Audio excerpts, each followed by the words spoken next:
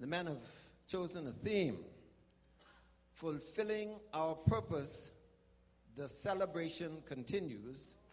And you know, we're celebrating 70 years of Christian witness and ministry in this area and beyond. And I don't think we fully realize yet how significant this is, that we have not just been in this area, but we've grown. If you look at other, and I'm not comparing, but I'm just drawing your attention to other ministries in the area, they have not grown. They're here. They're in the area, but they have not grown. And this church has not only grown, it's growing.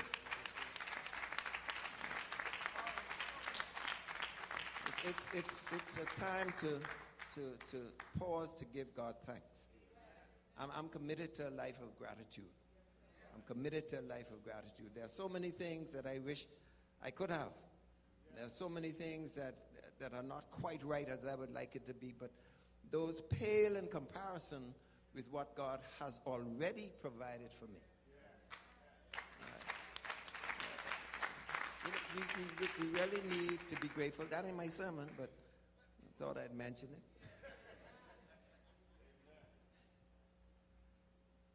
The text that was given, which I will read, is Genesis chapter 1, verses 26 to 28. And you don't have to go there with me. I will read it for you.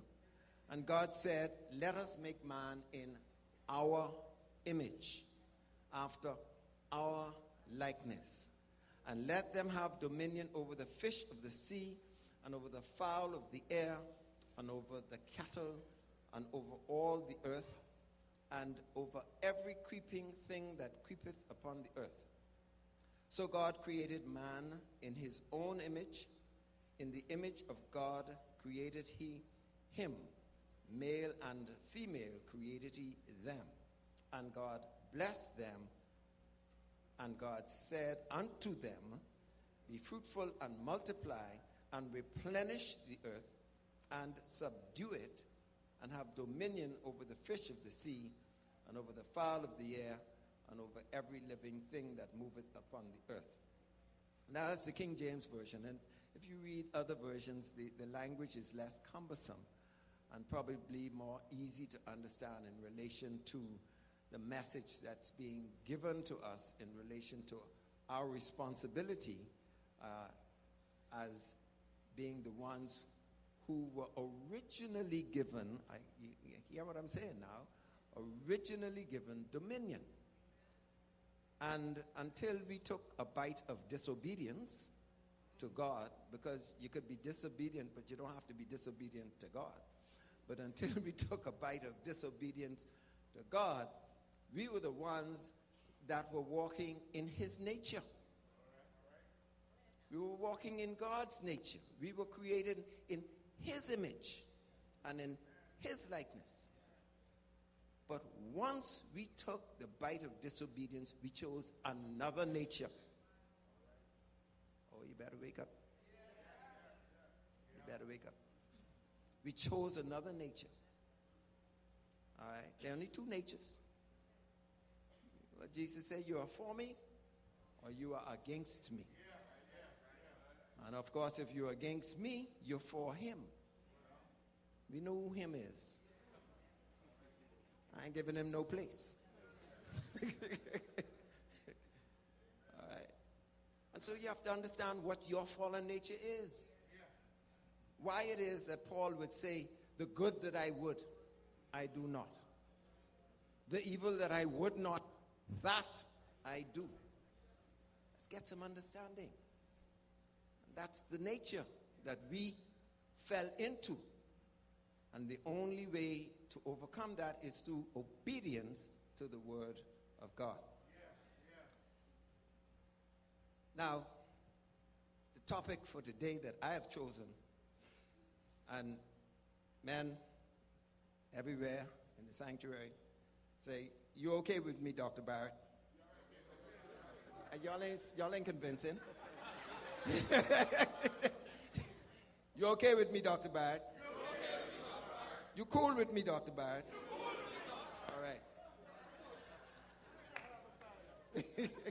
Yeah, I'm the harbor pilot. Thank you, sir. All right. But my purpose in speaking is to challenge. And so the topic for today is the purpose and power of submission in men. The purpose and power of submission in men. Like I said, my purpose in speaking to any audience at any time is to challenge the status quo. The thing that's been going on all the time. What do I mean by that? I mean, I want to be used as an agent for positive change, for growth and development of the way we think and act, but more importantly, to challenge Christians and non-Christians alike to consider their beliefs and then to act on them. Because it's no sense having beliefs that you state, but then you're not acting on them. And so too often we say that we believe and we are sincere, but we do not act consistently on what we believe. If we want the best out of this life, while we are in this dispensation, we need to learn and grow continuously. And in order to learn, we must apply what we understand. If you understand it and you get that level of understanding, because no understanding is complete, it's going to unfold and grow. You apply that level of understanding. It's like learning to drive. You first start, you understand this is the way in you. And then you drive and you apply that level of understanding. And as you apply it, you learn and you understand some more. And you apply that, you understand some more. But then there's the importance of the role of fatherhood and the need to get it right in these days and times. We have a tremendous burden of responsibility, men, especially today. And this is worldwide, but I'm just talking to Bahamian men and more specifically to Kemp Road men. This is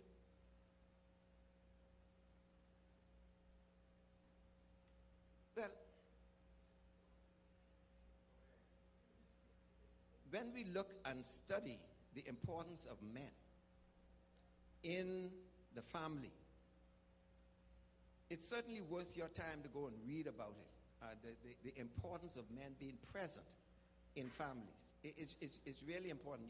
You look at it, and it's being studied, and people are studying it more and more now because of how many families are existing without men consistently there.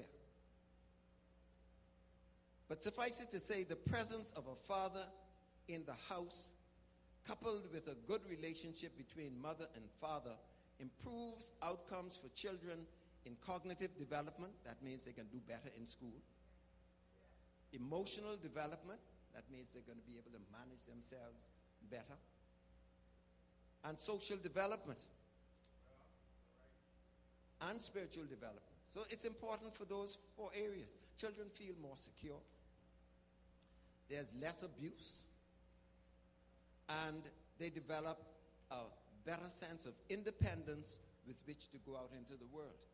So the role and function of the father is super important, especially for our children. And we're talking about our children, so we're talking about young people. And we're always talking about them young people, but we have a responsibility.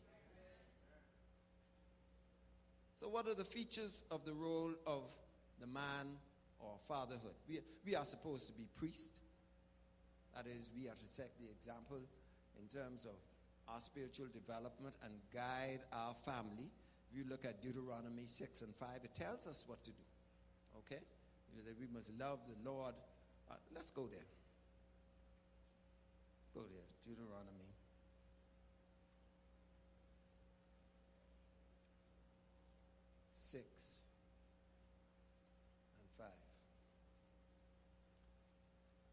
It says, and thou shalt love the Lord thy God with all thine heart, and with all thy soul, and with all thy might. And these words which I command thee this day shall be in thine heart, and thou shalt teach them diligently unto thy children, and shalt talk of them when thou sittest in thine house, and when thou walkest by the way, and when thou liest down, and when thou risest up. It doesn't seem to leave any time out. And thou shalt bind them for a sign upon thine heart,